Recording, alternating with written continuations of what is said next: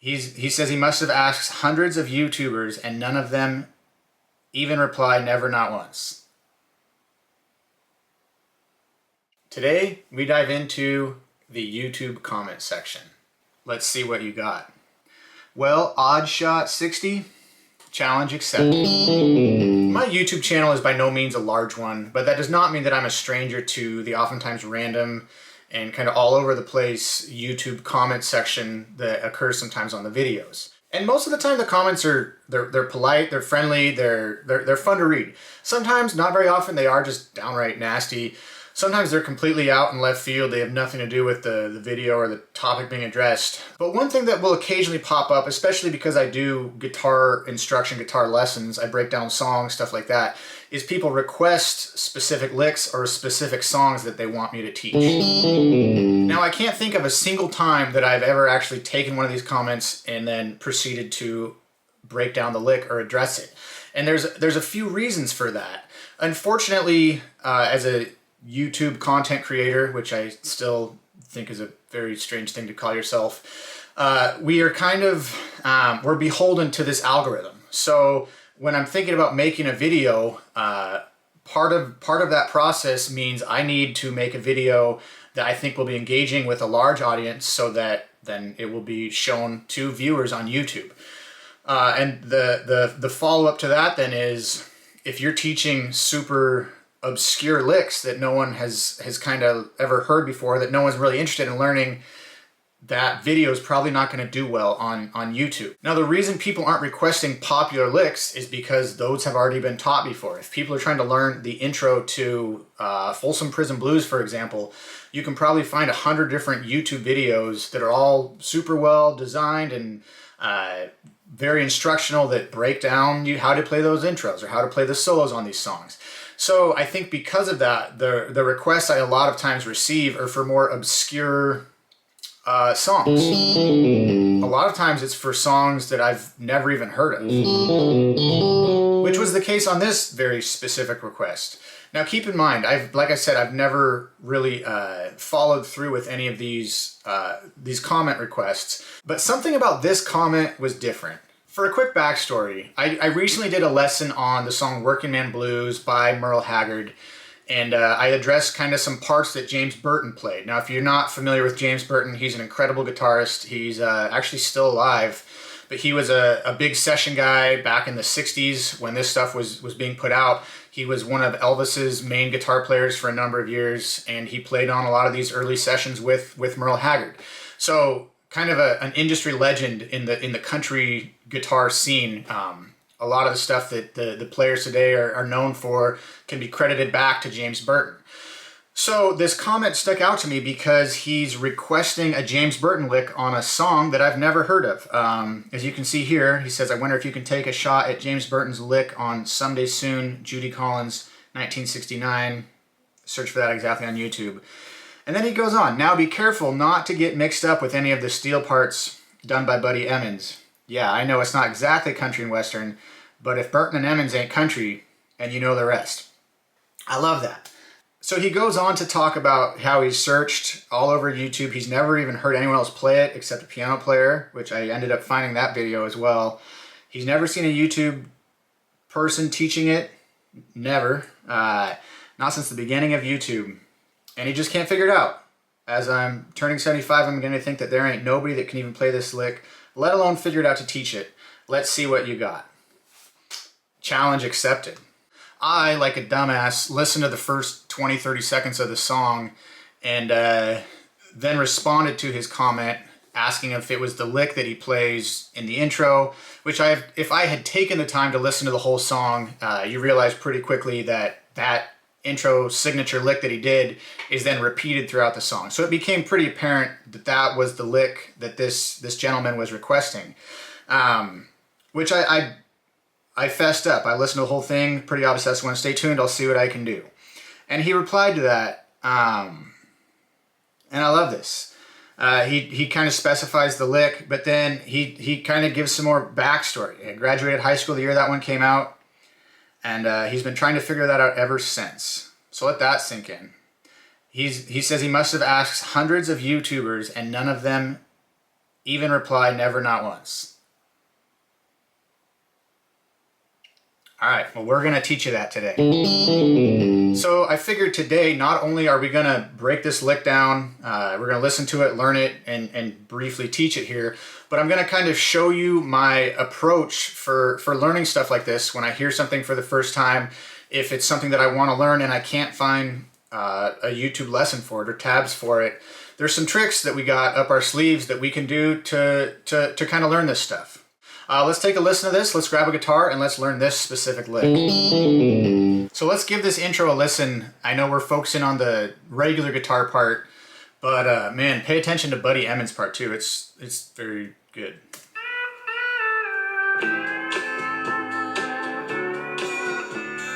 Here's the lick.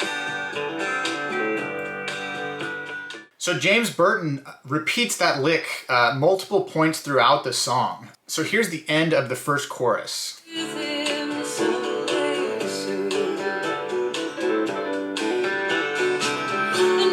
So he kind of triples it up there. And then let's listen to the solo section as well. Buddy Emmons goes first.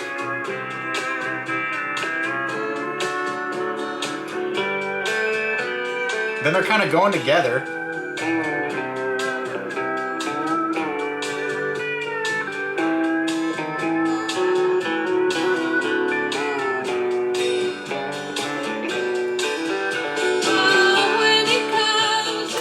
So that'd be an example of when he's doing the lick but ending on a different chord. The song is going to a different chord, so he's kind of ending on a different note. But the lick itself, as you can see, just kind of repeats multiple times throughout the song. So here's how that intro lick sounds. And I'm going to show you in a little bit here how it is I go about learning that. But just to quickly break down this lick, it's in the key of G, and he's thinking, or I don't know what he's thinking. He might not be thinking at all. He's probably good enough he just played stuff and it sounded good. But when I'm hearing this, I'm thinking kind of like a G major pentatonic, which if you're familiar with like the minor pentatonic and the major pentatonic shapes, your G major is going to be the same as your E minor. But instead, if we're thinking G major, we're going to start on our G note on that 3rd fret instead of the low E. But he's hammering on from an open D string to that 2nd fret. And then he's picking the G string and then pulling off from that 2nd to open. So he's repeating that pattern, pull off from the 2nd to the open, pull off in the A string, and then resolve to that low G.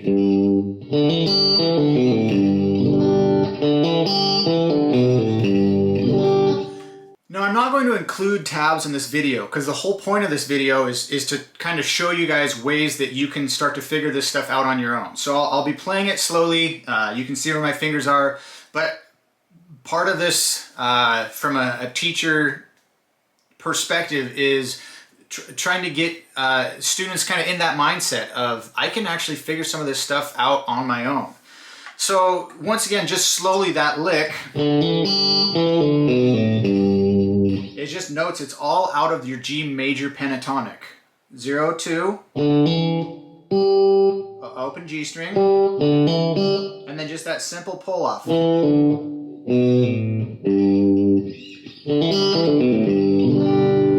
So that's the intro lick. We're gonna fast forward a little bit in the song now. We're gonna listen to the part that he plays at the end of that first chorus. So let's take a listen to that.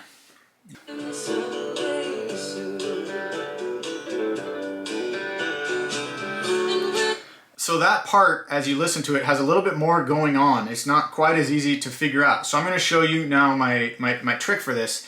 And this isn't revolutionary, but I'm going to get back on my computer here, and I'm going to pull up YouTube of all things. Simple search. Someday Soon, Judy Collins, 1969. And we'll try this one. So in this YouTube video, it kind of starts at like 125.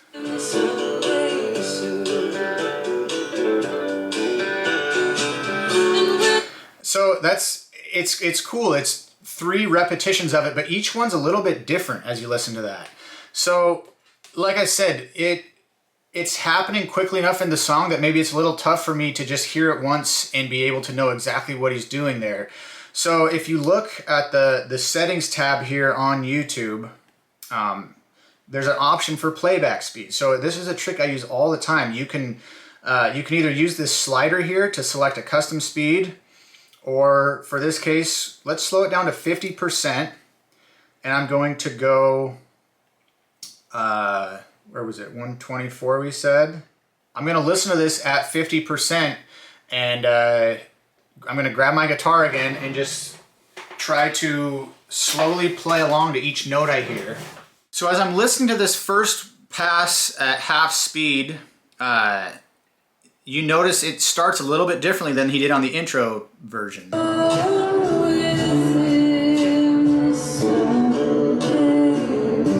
So the one he did in the intro sounded like that. This one he's actually starting on the A string.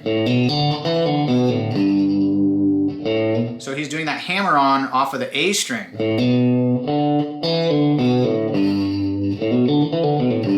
And then he does it again. Let's listen to this next bit.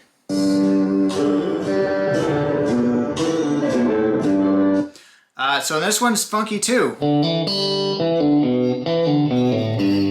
As you're hearing it, he kind of doubles up that middle part. I'm hearing that high G note again. I think that's it.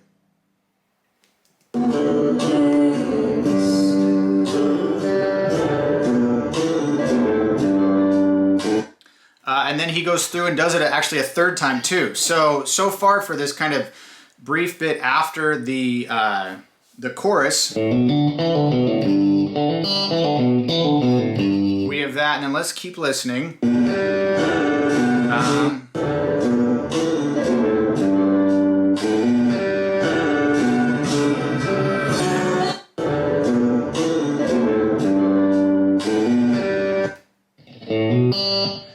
So yeah, this, I'm hearing that first one.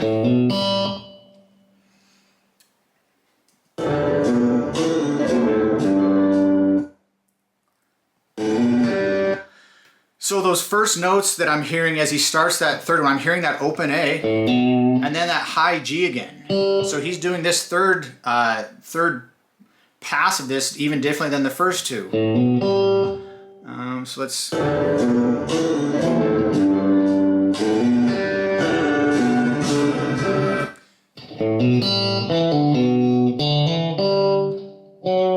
I think that's... Yeah, so let's listen to that again.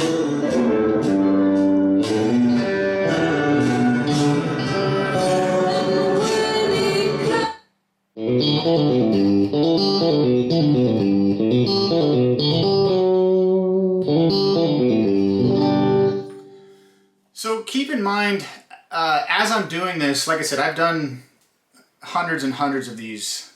So I'm kind of counting on my memory right now to remember the parts that I've just transcribed. But if you're new to doing this, the way I first got into this is I would just find some from free like tab sheets on the internet and print them off.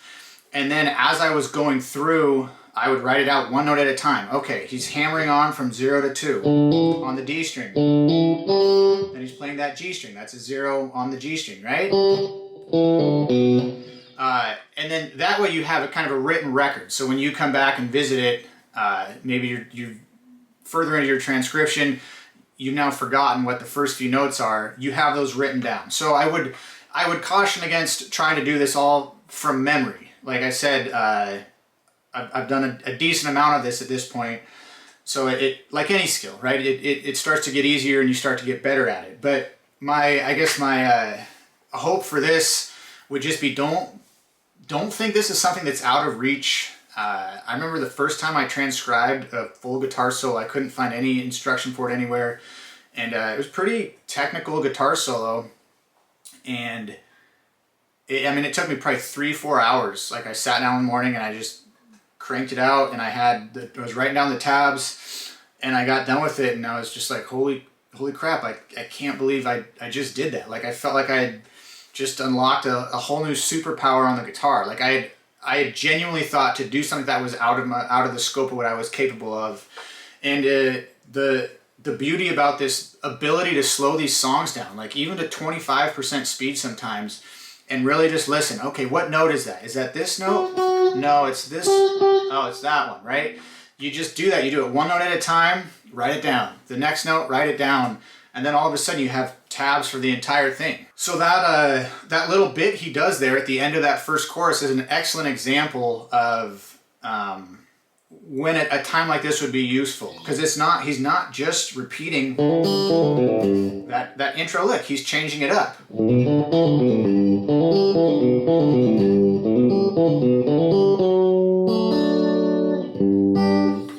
So I know I mentioned I'm not going to be tabbing this out, kind of in the theme of learning this stuff by ear and focusing on that as an exercise. That is a partial lie. I will be posting the tabs over on Patreon. So if you're still struggling figuring this out and it's something you want to have the tabs for, it's over there for just a small monthly fee. You have access to all the tabs from these YouTube videos. And Oddshot60, sorry, I don't know your name, so I'm just going to reference you here as Oddshot. Thank you for the suggestion. Like I said, this isn't something I normally do, but I thought it was a cool interaction. And that being said, if you're still struggling to learn this stuff, I want you to be able to get this. You've spent, what did we say, 56 years trying to find someone to teach you this, and I want you to have it. So yeah, if you're still struggling with this, let me know in the comments of this video, and I will find a way to get you the tabs personally. But that's all I got. Hopefully this was helpful, both for Mr. Oddshot60, trying to learn this specific lick, but also just a brief look into how we can kind of slow these things down and hopefully just kind of empower people to realize that a lot of this stuff you can figure it out on your own as well. I hope you found this somewhat entertaining, somewhat helpful, and hopefully it empowers some of you to realize that you can start to kind of transcribe this stuff on your own, and it really does kind of unlock a superpower on the guitar.